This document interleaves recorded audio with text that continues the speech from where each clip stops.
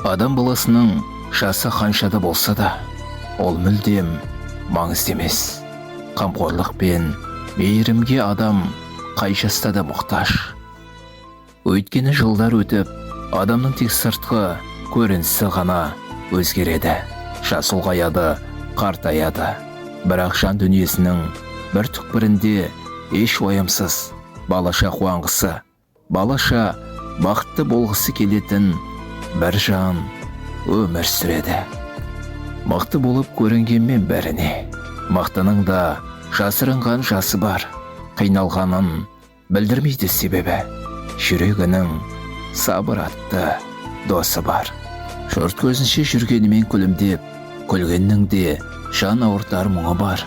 Мұңайса да күліп жүрген жандардың оңашада жылататын сыры бар. Жаман дегенмен де жан жағы, жаманның да жақсылығы бар екен.